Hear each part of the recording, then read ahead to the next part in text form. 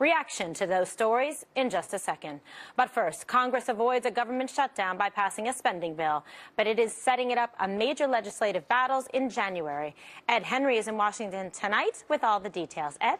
Kimberly, great to see you. The key here is that passing this temporary budget does not just keep the government open. It paves the way for President Trump to sign the tax cut into law. With a senior official telling us tonight, there's a very good chance that will happen tomorrow. The way the tax package was written, signing it this year would initially have meant that it triggered some automatic spending cuts next year.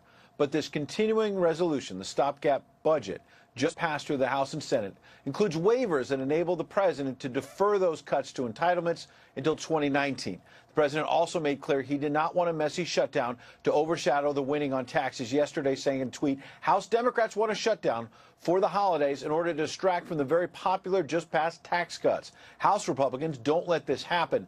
Pass the CR today and keep our government open. Indeed, Democrats seem to still be smarting from the president's victory on taxes after Obama aide Dan Pfeiffer tweeted that this triumphant photo of Mr. Trump with the Republican leaders in the Oval Office should be used on front pages when the president is, quote unquote, indicted.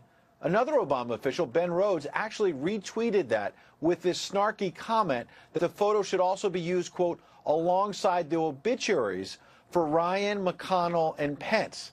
House Majority Whip Steve Scalise, who, remember, was shot and nearly killed by a Bernie Sanders supporter who was targeting Republicans this year, slammed Rhodes with this simple but savage comeback. Quote, you may want to reconsider your rhetoric.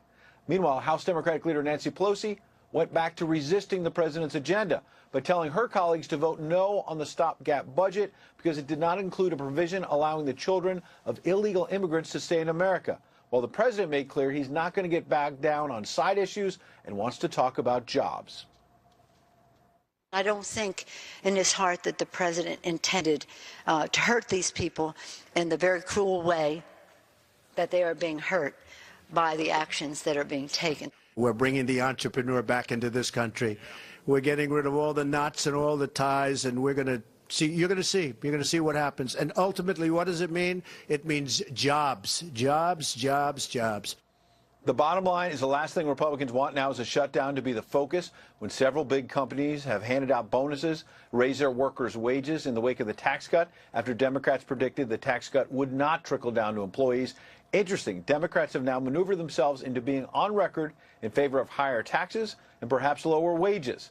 Not where they want to be heading into next year's midterms. Kimberly? All right, Ed Henry, thank you. And joining us now with reaction to the latest in the developing Uranium One scandal is the author of Clinton Cash, Peter Schweitzer. Thanks so much for joining us this evening. This is a fascinating story, Peter, and no one better to have on it than you. How does this new information fit into the larger Uranium One scandal?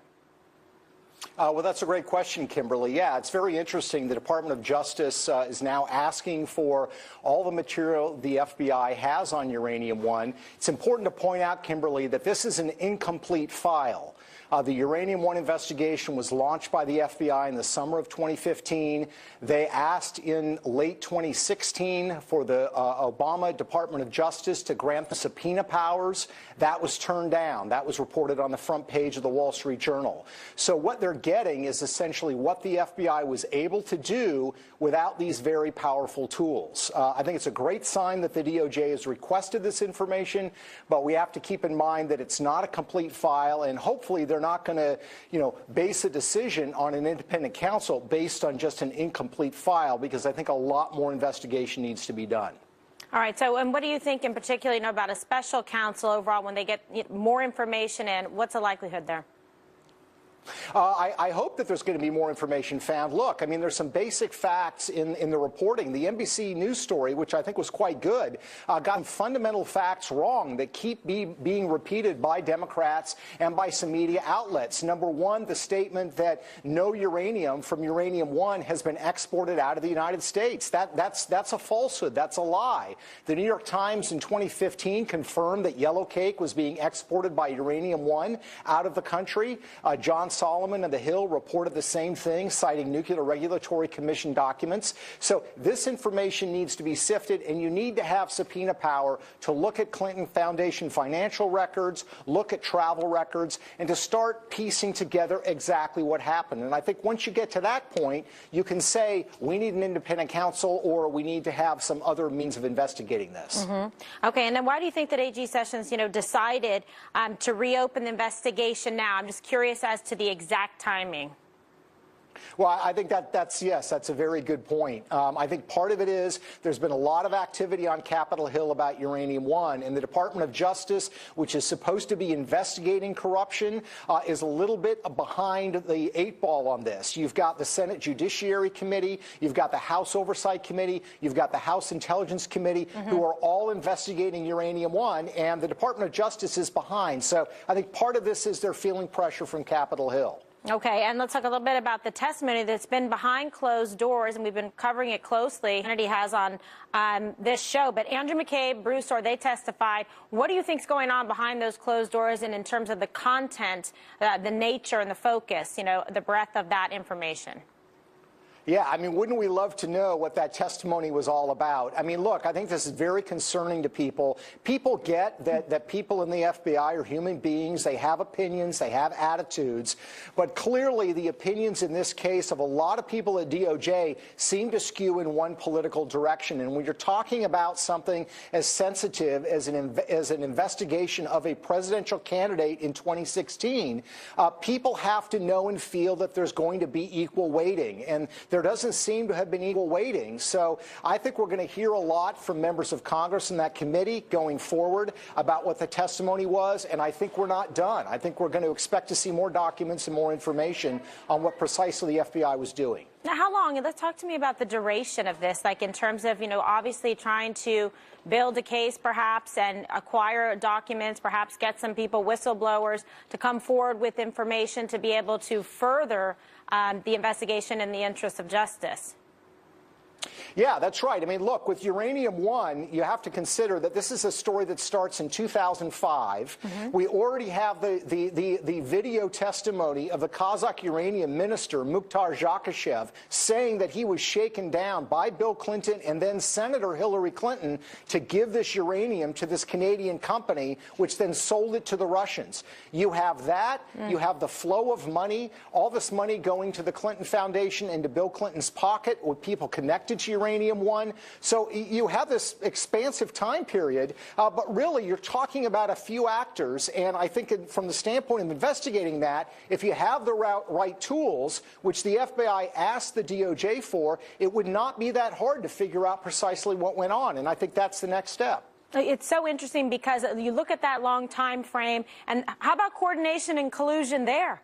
In terms of these people working together, I mean, this is really fascinating to me that why wasn't this looked at, during the Obama administration or prior, and then nothing while Hillary Clinton is, running for president of the United States, but yet they want to accuse President Trump of collusion and his transition team and do a gigantic document and wire grab of them without really any evidence to support it, and they've come up with nothing there.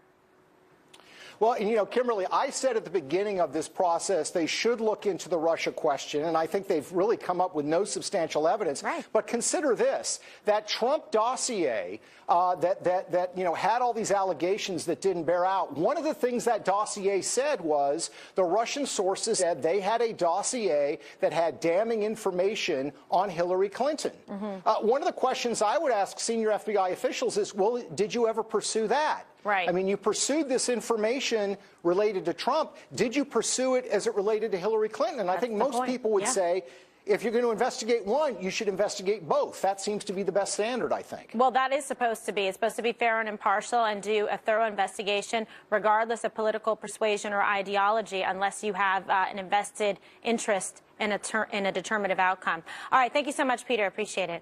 And here with more reaction Kimberly. tonight are Judicial Watch President Tom Fitton and Fox News legal analyst Greg Jarrett. Good evening to you. So, Greg, get you to comment on some of this in terms of what the information that we just heard from Peter and where the investigation stands and where you think it could go. If top people at the FBI were capable of protecting and absolving Hillary Clinton in the email case, notwithstanding overwhelming evidence of crimes, aren't they also, Kimberly, capable of protecting her in the Uranium One case? It's a crime to use your office to confer a benefit to a foreign government in exchange for money. It's wire fraud, it's mail fraud, it's bribery. It could even be money laundering if you're using a foundation as a receptacle of that money. It's all kinds of anti-corruption crimes. And it's not the first time that she's been suspected of this. She's also been accused of helping UBS avoid the IRS, and simultaneously, her husband receives $1.5 million from UBS and a tenfold increase to their foundation. AP did a study, and they found that half of the non-governmental people who gained access to Hillary Clinton donated lavishly to her foundation. If she was peddling access, isn't she also capable of peddling influence? That is such a good question. I mean, when you learn about this, Tom, and you just see the tentacles that really suggest, corruption and collusion. And again, this is an ongoing investigation, so we have to see where it goes. But we do believe in our system of justice and that an investigation should not, like I said, determine an outcome because they wanted to be on the side of the Clintons. Well, the Justice Department and FBI were ruined under President Obama, Attorney General Lynch, and James Comey. There's no doubt about that. Compare and contrast how they handled the dossier last year with the Uranium One and the pay-to-play allegations with the Clinton Foundation. Reportedly, according to Fox News, Andrew McCabe talked about how the FBI worked so hard to verify that dossier and run it all down. Of course, they really couldn't verify it, but they worked hard on pursuing it. Now, what's going on with the Uranium One allegations? FBI agents at the line are seeking permission to get subpoenas out so they can pursue leads, and they're being told no. So you've got suppression of a Clinton investigation on yet another matter. Unbelievable. With this over-the-top attack, because this is what the dossier was. It was a Clinton attack, a Clinton campaign-funded attack on President Trump that the FBI took like a baton from the Clinton camp and ran with. It's really extraordinary. I hope these line agents that the Justice Department are talking to have whistleblower protection. Exactly. Because, given the leadership there at the FBI now, frankly, they're going to have targets on their back, politically speaking, in terms of their careers, for speaking out. It's a serious situation. And the idea that you're going to let, again, the bureaucracy figure out whether the bureaucracy should reopen this investigation, I'm not confident the right decisions are going to be made in the long run, but who knows? Yeah, very interesting. And Greg, talk to us a little bit also about the juxtaposition of, these two investigations. It's just unbelievable. It's unprecedented. Well, one is beginning to wonder, given the paucity of evidence of collusion with Trump and Russia, there seems to be a plethora of evidence of collusion between Hillary Clinton and her campaign and the DNC in Russia. Certainly. It's a crime to pay a foreign national, including a Russian, money for information on a political opponent during a campaign.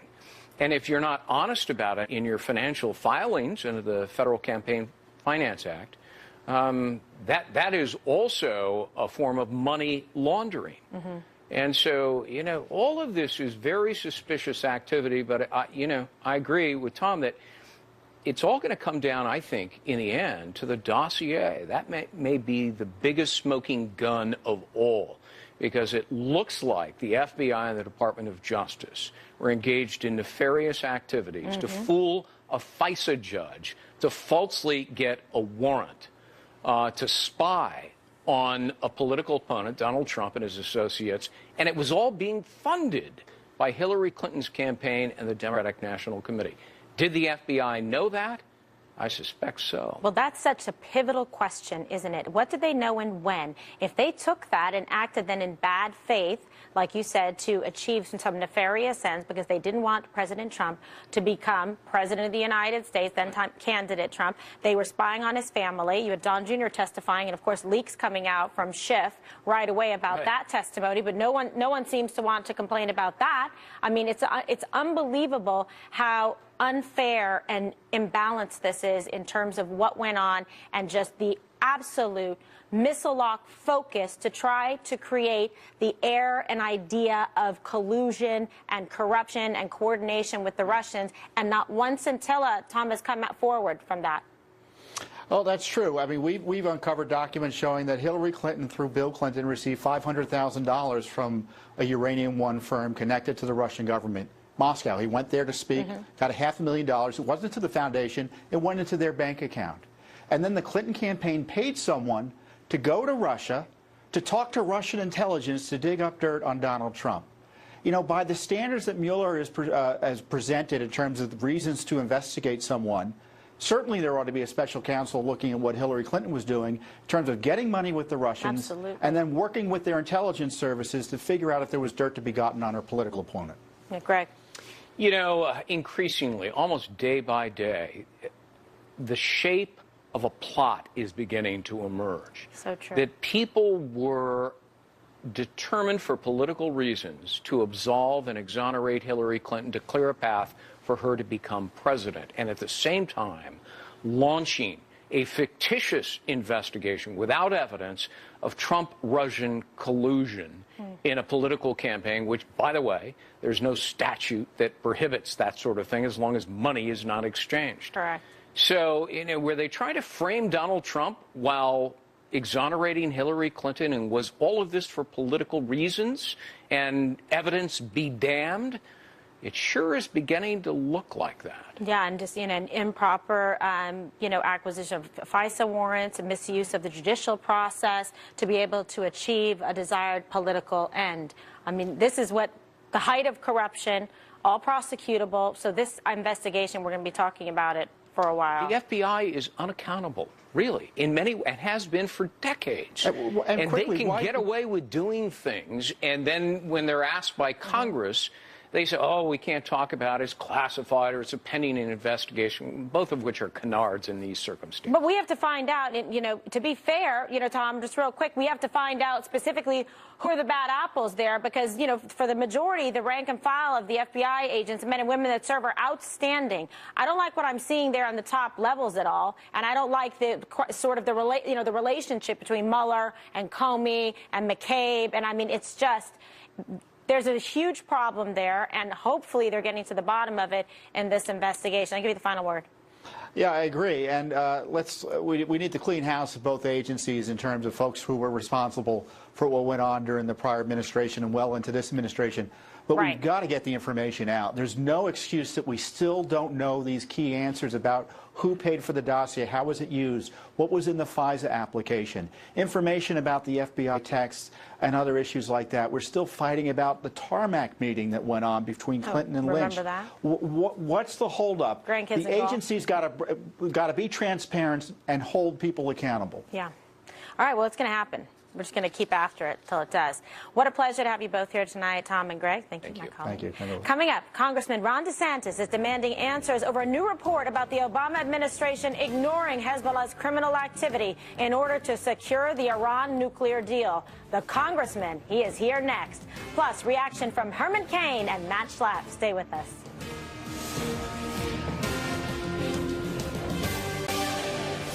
Welcome back to Hannity. Congress is demanding answers tonight after Politico reported, quote, in its determination to secure a nuclear deal with Iran, the Obama administration derailed an ambitious law enforcement campaign targeting drug trafficking by the Iranian-backed terrorist group Hezbollah, even as it was funneling cocaine into the United States. Republican Congressman Jim Jordan and Ron DeSantis are following up on that story by sending a letter to Attorney General Jeff Sessions. The congressmen are asking the Department of Justice to turn over all documents and communications related to this matter to find out whether the Obama administration did this to help secure the nuclear deal with Iran.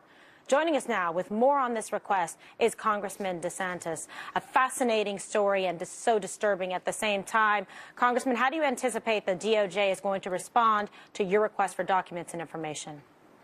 I actually expect them to respond favorably because this is an important issue. And if you go back to the second term of Obama, remember what Ben Rhodes said? Yes. The Iran deal is the Obamacare of the second term. Everything was subservient to that. They did all kinds of things to get that deal through. Obviously, they told a lot of falsehoods to the American people in the process.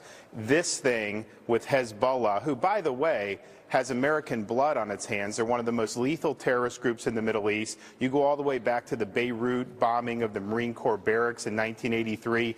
Hezbollah was the perpetrator of that. So they've been wreaking havoc in the Middle East against our allies, against the United States for decades. And to make a conscious decision to ward off a very sophisticated task force that was pursuing them, knowing that that would allow their drug running and money laundering operations to continue unabated and therefore empower Hezbollah, that is a very monumental and I think disastrous decision. We need to know what happened. We need to know who told them to stand down. And then we also need to get some of the architects of the Iran deal, like Ben Rhodes, and see were they involved with having DOJ shut this down. You're so right. I'm glad that you followed up on that, because Ben Rhodes, you know, all roads lead back to him because he's got the answers. He's the architect of that. It sounds like, from his own words, his own admission, he's making himself an ideal subject of an investigation to comply and come forward and proffer some testimony to explain exactly what transpired.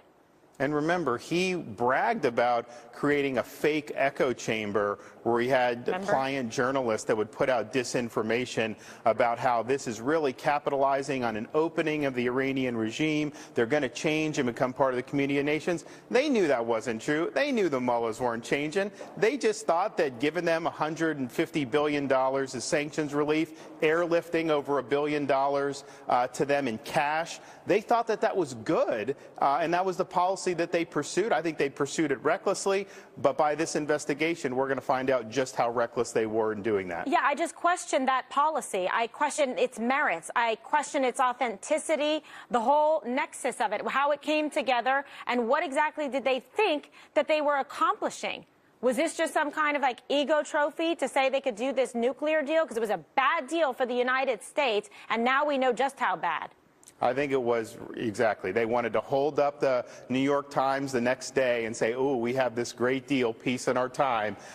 Consequences be damned, essentially. And if you think about the deal, they never did anything to prevent Iran from developing ballistic missiles. That's not in the deal. Nothing about Iranian support for terrorism. And of course, we don't even have access to Iran's military sites in this deal. So it's really a deal that empowered Iran immediately and then paved the way for Iran to develop nuclear weapons in the near future. It was a disastrous deal, but then you also see now some of the consequences of that and the collateral damage by empowering Hezbollah. And I think if you ask somebody like Prime Minister Netanyahu of Israel, yeah, he's worried about groups like ISIS, but I think he'd probably point to Hezbollah as the most significant terrorist group in his neck of the woods. Absolutely, and he also tried to point that out at the time when he was stating his objections to the United States making this move, because he knows full well, who better than he to determine and decide exactly what's going on in that region, especially based on their excellent intelligence gathering.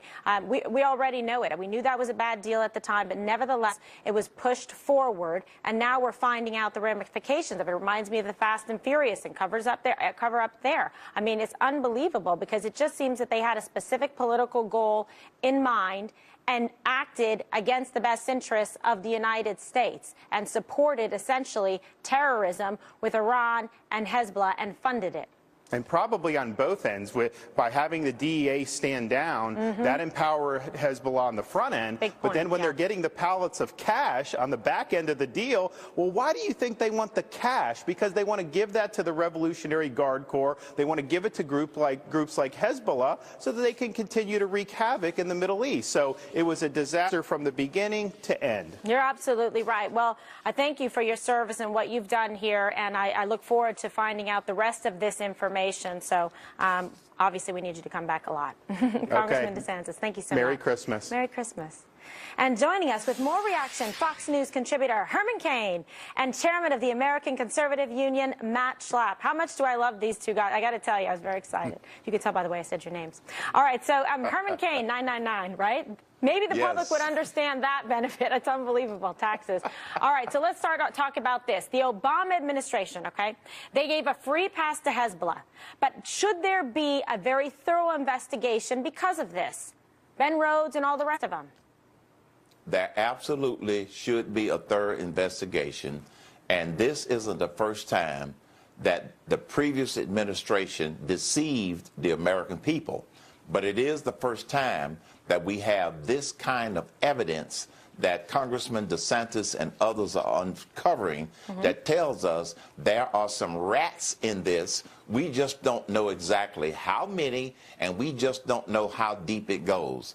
I'm glad that they're doing this so that they can continue to try to unfold what the truth is. But certainly, we know that this is leading to a bad place for the previous administration, and Iran has never been our friend.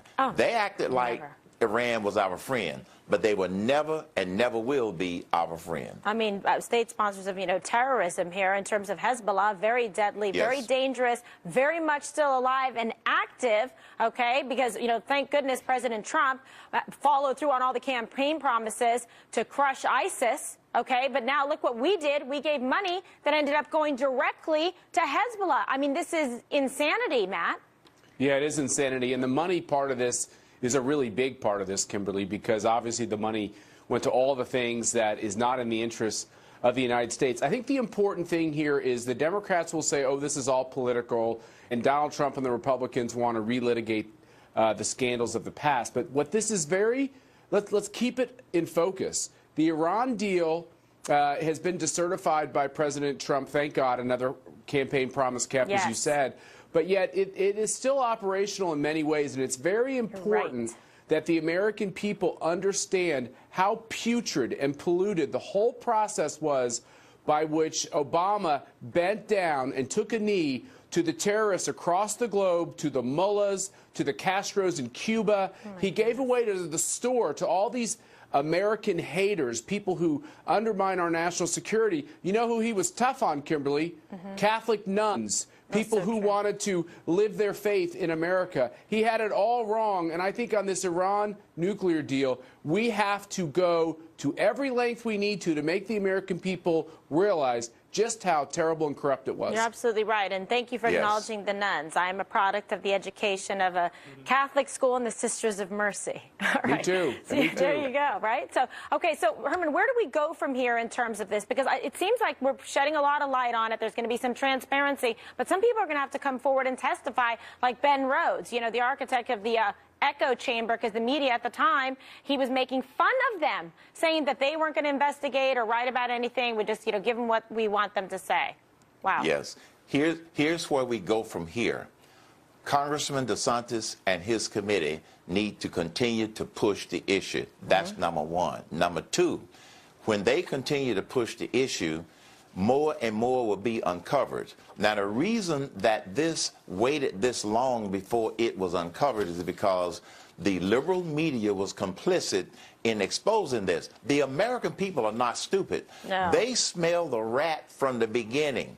But the media did not want to uncover this, so they just sort of ignored the story. And Matt is exactly right in terms of what's coming out. So where we go from here, keep digging, keep investigating, and keep trying to tell the American people the truth. We don't know all of the facts, but we do know that there are some rats in this whole deal. Oh, that is for sure. And I love he pays respect to the American people, the smart voters out there who said they had enough of this corruption and inside dealing and not acting in the best interest of the United States with these deals or, for funding terrorism. It's unbelievable, Matt.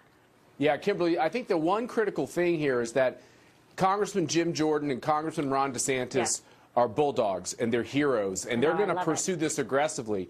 What happens to a lot of these courageous congressmen is sometimes people who are more senior in the Republican conference, they get nervous about too many investigations. They get nervous about looking like they're being political, going after people like Barack Obama and Hillary Clinton. And I say to all of those Republicans, you owe it to your constituents, you owe it to the American people for them to understand how seriously corrupt these deals were. I want to know the truth. You want to know the truth. We want to know what happened here. And on all these investigations about Hillary Clinton, about Uranium One, about the emails, about all the corruption of the FBI and Loretta Lynch's DOJ, Obama's DOJ, we need the answers. When we get the answers, we can close the book, and the American people will deal with the politics. But if you don't get the answers, it makes people hate their government even more. Yes, and and President Trump, look, right away acting with speed and clarity. clarity to undo some of this mess with the nuclear deal, with the Paris Climate Change Accord. One bad deal after the next. It's against American interests, against American jobs, and against our economy. I've had it. All right. Herman Cain and Matt Schlapp, thank you so much. Merry Christmas. Merry Christmas. Thank you, Kimberly. Coming up, with new Democratic scandals mounting, the left is now lashing out at Republicans for exposing them. Tammy Bruce, Larry Elder, and Dan Bongino join us next. Stay with us.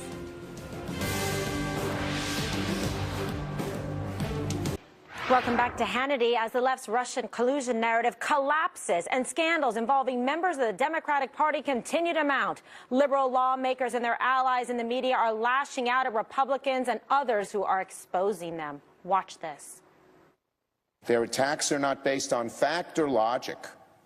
This is a hatchet job, plain and simple. The concerted campaign to discredit him and his investigation in the right-wing media is nothing more than propaganda and disinformation to try and turn the public's attention away from the real investigation. We're witnessing a concerted, coordinated effort to try to undermine this entire investigation, from Mueller to the FBI to the Department of Justice, to make this all seem as though it's a corrupt enterprise. Well, help me out here. It seems to me that they're just throwing whatever they can, like monkeys, throwing poo against the wall. These are actions that the White House wants them to take, that Steve Bannon wants them to take, but are enormously destructive of our administration of justice and of course, a major distraction from the Russia investigation. This hearing is part of an ongoing Republican attempt to divert attention from the real investigation into the collusion between the Trump campaign and the Russian government.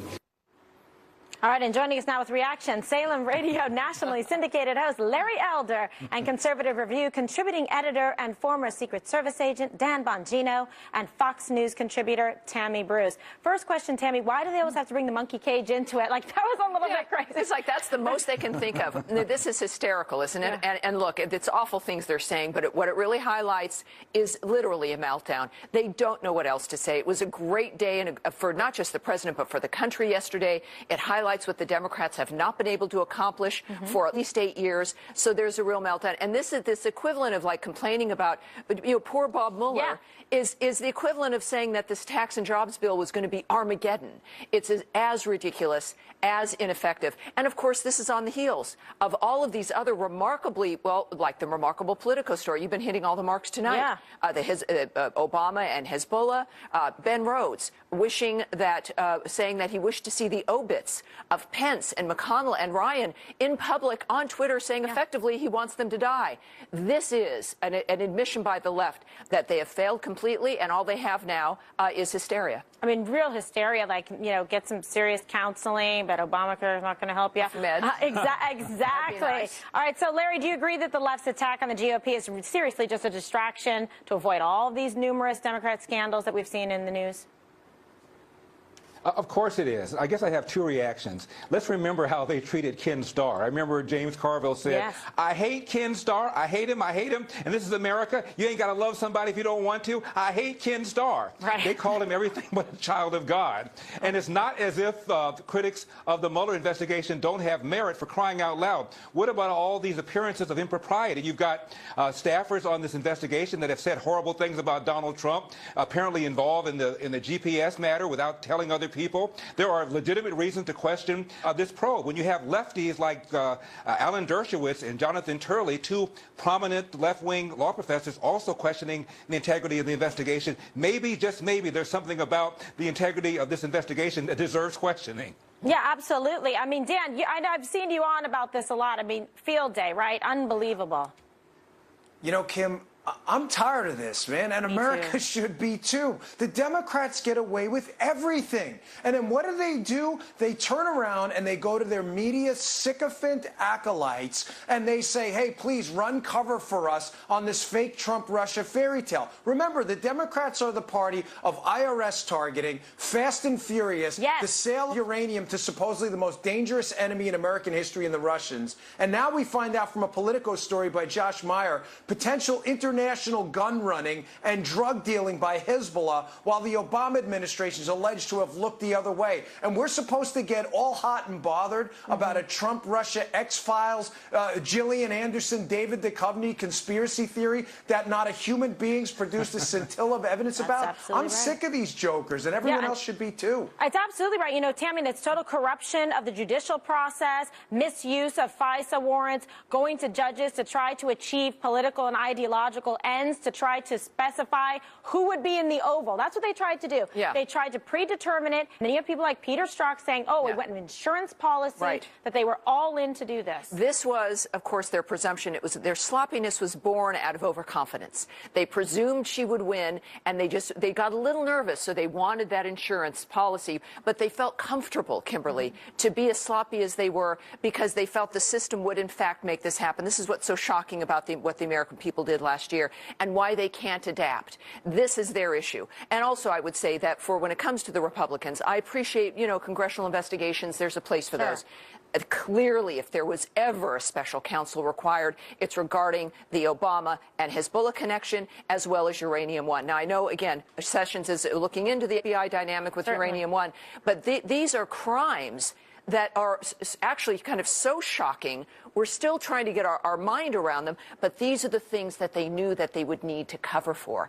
This is what Ben Rhodes is still shocked about. They did things during the 8 years, and this is why, by the way, do you remember after the election, Hillary strangely apologized to Barack Obama? And I wondered at the time, they hated each other. Why is she apologizing to him? Because they knew what would come out as a result of her failure, and that's what we're dealing with right now. Well, so there's the corruption and collusion, Larry. Feast your eyes on that. It's all over with them.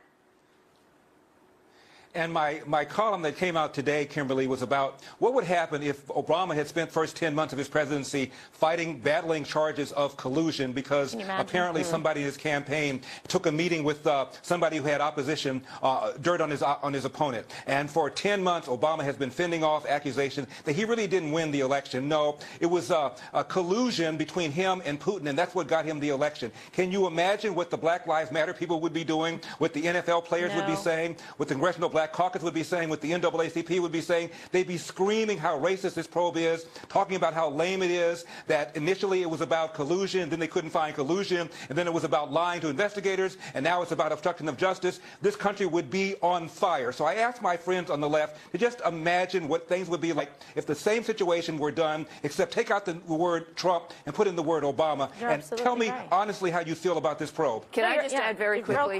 This is the Republicans have got to be aggressive on this. They've got to be extremely aggressive. They can't just put it into the hole of the congressional investigations. This is outrageous. And if the Americans see this being passed off, we'll have a crisis of trust again in the government. All right, just got like a couple seconds left, Dan, to be fair to you, because they savaged an American family, great business people, and tried to undermine a duly elected president of the United States with this false corruption collusion hoax against them. Kim, I think you're going to find out in the coming days and weeks that this special counsel has been a cover because they lost their insurance policy, which was Hillary Clinton in office to cover their misdeeds. This is their misdirection now, the special counsel. It's all coming out, folks, right? All right, Larry, Dan, and Tammy, what a pleasure. Fantastic panel tonight, indeed. Coming up, Ambassador Nikki Haley unloads on the UN right before it voted to condemn President Trump's decision to recognize Jerusalem as the capital of Israel. Lieutenant Colonel Oliver North is here with reaction. Stay with us. Voted overwhelmingly today to condemn President Trump's decision to recognize Jerusalem as Israel's capital. UN Ambassador Nikki Haley issued a very strong warning to the General Assembly ahead of the vote. Take a look. The United States will remember this day in which it was singled out for attack in the General Assembly for the very act of exercising our right as a sovereign nation. We will remember it when we are called upon to once again make the world's largest contribution to the United Nations. And we will remember it when so many countries come calling on us, as they so often do, to pay even more and to use our influence for their benefit. America will put our embassy in Jerusalem. That is what the American people want us to do. And it is the right thing to do. No vote in the United Nations will make any difference on that. And joining us now is a host of War Stories, Lieutenant Colonel Oliver North. Thank you so much for being here with us tonight. A very important day, I believe, in history and the response and strength of this administration. How do you think that President Trump and the U.S. should respond to the UN's anti-Israel vote today? Should funding be pulled, as the President and Nikki Haley have suggested? Well, Kimberly, this vote today at the United Nations is, I guess, a utopian globalist idea of a crowning victory against the United States, which, by the way, the United Nations has been that way since the early 1950s when it started turning against us over the Korean War. Look, the United Nations invited us to the Korean War and then turned against us. Look, the decision to open an American embassy at the invitation of a country that wants us there is, as Nikki Haley pointed out, a sovereign right of ours. And the president did exactly what she said.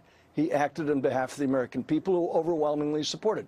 Of the 193 member nations of the UN, 9 voted against it, 35 abstained, and 21 were absent, a total of 65.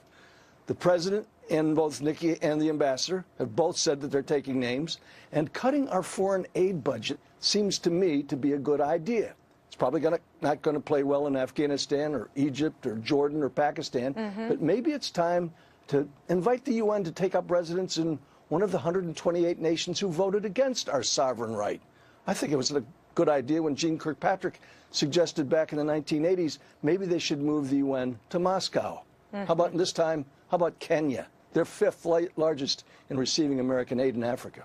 It's unbelievable. You bring up some very interesting points here. And the problem is sometimes people, when they push back on criticism in this and say, listen, we also have to make sure that we don't cut funding because we need to make sure that regions in that area that's highly volatile in that theater are stabilized. And you mentioned some of our more problematic areas that we need to address, but countries that have been receiving aid, like Afghanistan, which has been an ongoing and arduous process to try to control and contain terrorism there. In addition, Pakistan, who we rely on in a pivotal way, although they haven't necessarily been very forthright on many occasions, including with Osama bin Laden. So, it gets complex. But as a war hero, tell us, and someone who is in the theater and you're down there with the men and women that are serving, do you think it will have a deleterious impact on military readiness, information and intel in the area being able to combat against terrorism, a reduction like that?